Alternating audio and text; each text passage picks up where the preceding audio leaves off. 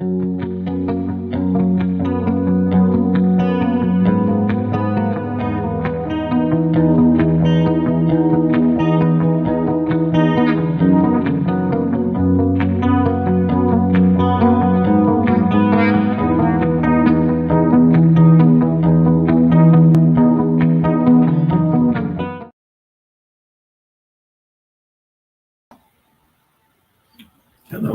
welcome to our coffee break with Kardec, our weekly meeting for a coffee or tea or hot chocolates, and time that we have to present some topic from the book Genesis by Allan Kardec. Very interesting book, very dense book, rich in information. And what we try to do is just to pick up some aspects of the book to bring for us to savor it during our coffee break. And what I brought this week is a topic related to the initial part of the book, part 1, where Kardec talks about ancient and modern world theories. And it's very interesting because Kardec spent quite a few chapters talking about science, pure science, and according to what they knew at the time. And he presents us a chapter, basically from chapter 4 is about ancient and modern world theories, and then from chapter 5 to chapter 10 he starts to talk about the creation of the universe, the formation of our planet, which is very, very interesting. Then he goes after that through the theories of evolution here in our planet, everything basically from the material point of view. And then I asked myself why to spend initially, the first time I put my hands on the book and looked at it, I said, why would Kardec trouble himself to spend so many chapters talking about science? And science that nowadays we see, for instance, we have astrobiology, astrophysics, and biology, and geology, geophysics, and all these sciences together, trying to explain the origins of the universe, the origin of our planet, of life. And it's interesting because we haven't got to the final picture of all these.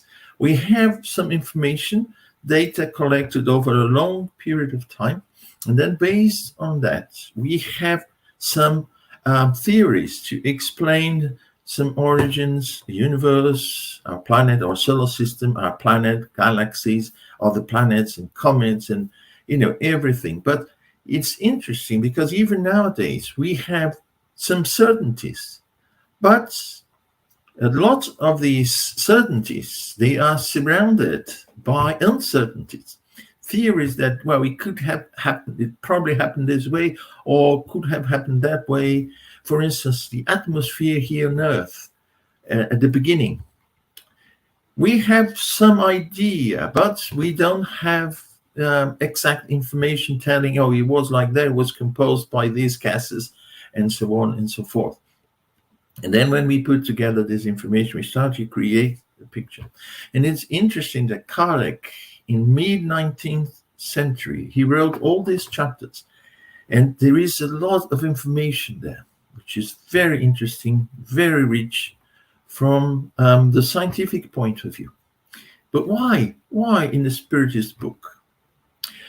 Basically, because what Kardec is going to show us in the other parts of the book, he's going to talk about the origin of the spirit, the spiritual side of the creation, matter in a different dimension, matter in a different way, different from the dense matter that we know. And because everything is part of just one big universe. And when I say here now universe, it's much larger than the universe we can see with our eyes and instruments. So Kardec troubled himself to write all these chapters to show us that there isn't a gap between one and the other. We may not understand everything in detail. Even in science, if you go now look for astrobiology and try to see what are the explanations, what are the possible origins, for instance, for our solar system.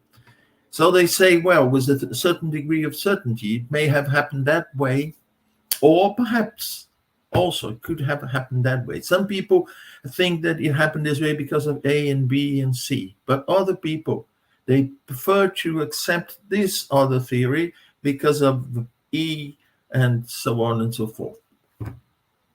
So, so Kardec, in this sense, what he tries to do is say, well, I'm going to show you the spiritual side of life.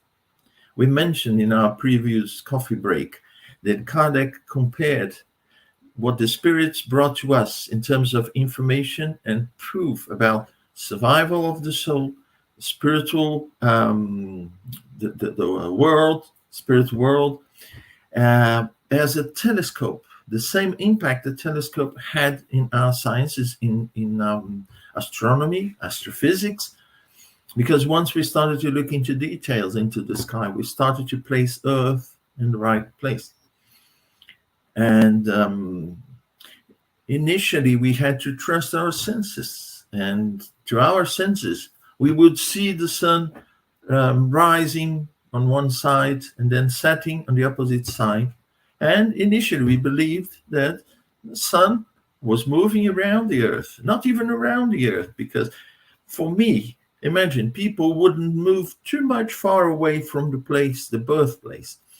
There wasn't these facilities that we have nowadays to, move around the globe so easily. So for them, the Earth was flat because as far as their eyes could reach, they would see just a flat piece of land, and the sun would come from one side, rise from one side and set on the other side, on the opposite side.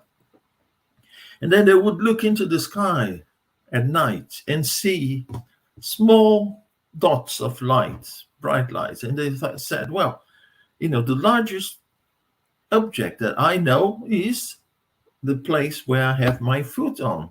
So the Earth is probably the center of the universe. It's the largest object I know in the universe, because all the rest is so small, so tiny. So we created initially these, I say we because probably we were there, we were taking part in this initial discoveries. And so for us, we used our senses. And when Kardec brings to us what our science had to tell in terms of the creation of the universe, the formation of our planet Earth, and other planets and comets and stars in general, they were actually the result of our evolution, and they slowly were showing us the creation from a different perspective. So what the spirits had to add on that, which was the spiritual side, was actually part of this whole. It couldn't be something detached. When I was a kid, I thought that there were two worlds, completely different, no interaction between the two, no interaction whatsoever. There were things completely different.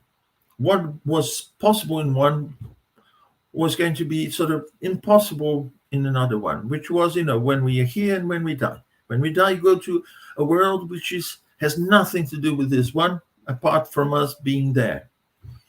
And then slowly, this picture faded away and gave way to a different one. One that there's always a continuity to that. And with Spiritism, we have reincarnation. A constant go and come back, go and come back. The process of evolution, the spiritual world and the physical world being just one instance, one small aspect of what is a broader universe. So Kardec then talks about all this, and then the main idea with that is to give us this broader picture, and show that, and we are going to see some other time, that the information he brings about the spiritual world, the spiritual body that we all have, all spirits have, they are made out from the same original substance, if we can call Kardec called that a fluid, the cosmic fluid, which is something that is material, but not just in the dense aspect of matter that we know here in the physical world. It's like talking about water. Water, we know the three states of water, vapor, liquid, and solid, the ice. So we see that the same water is there in different conditions. So it presents itself differently in different conditions. So it's more or less the same. There is this fluid which gives origin to everything in the universe, but of course God, which is the creator, and our essence, which is spiritual. Our spiritual essence is not made out of the same original material substance, the cosmic fluid. And then we had to understand that from this cosmic fluid also we had all this process here on Earth, all this process of evolution. And we see now with the theory of the Big Bang how the first nanoseconds wasn't even a second. A second was a long time for the initial phase of the Big Bang. And we see how many transformations, occurred there. And then the expansion of the universe. And we see all that through a period of 13 and a half, nearly 14 billion years. And then we understand that time didn't exist in the way we understand it today. That time actually came just as space came, matter came. Also, time came with the Big Bang, because sometimes we ask ourselves, what existed before the Big Bang in the sense of the material universe. And then you see that the time that we know, the perception of time as we have it, is actually part of the dimensions of this creation that came with the Big Bang. But don't forget, what we know from the Big Bang is just the material aspect of the creation. And it's amazing when Kardec puts these all these information that he had at that time and presents them to us, how interesting it is when we compare to what is known nowadays. Basically, our sciences, they've evolved, our instruments, they've evolved, the theories are theories with more elements to prove them, to give them a certain degree of certainty. And we see that what he had to present us at that time was something so up to date. Of course, he used different words, and some occasions we see words that we no longer use them, but the information is there. And then how are we going to explain what is supernatural? And this is the key point in that. When we are talking about something that we know, our physical phenomena, the phenomena that take place in the material world, when we understand them very well, and we see something that we don't understand, for instance, at Kardec's time, the turning tables, the tables that would move, without anyone lifting them or giving them a push or something. And how would you explain that? Well, for us, just like I said when I was a kid, there were two different universes. The one when we are alive, in inverted commas, here on Earth, in the physical body, and the one when we die. Both have nothing to do with it. And then what happens in that world we call supernatural. If there is something that happens here we don't explain, we call supernatural. And what Kardec tries to show us is that no, everything is natural. It's just that we don't understand. What we understand, what we can prove in our laboratories with our theories, with some experiments, we call natural. This is nature. But what we can't explain, we call it supernatural. But because the spirits came to tell us about the spiritual world, which wasn't known to us, not with the degree of details that they brought to us, so things stopped to become supernatural. And that's why Genesis, according to Spiritism, talks about what is called miracles, showing that miracles, they have a natural explanation. So now everything that was spiritual is no longer supernatural. it becomes natural. When we see the creation as a whole, the physical world and the spirit worlds, they are all part of the same creation. They are under the same laws, presented in different conditions due to the circumstances, just as water, vapor, liquid, and solid as ice. The pressure, the temperature will determine in which state we'll find water. If it's too cold, it's going to be liquid. It's going to be solid, ice. But if the pressure increases, then it may not present itself, even at temperatures below freezing, as ice. And so about liquid water, and so about vapor.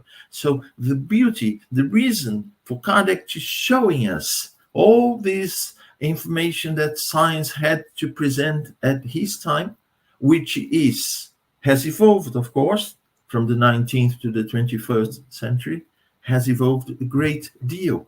But the general picture hasn't changed much.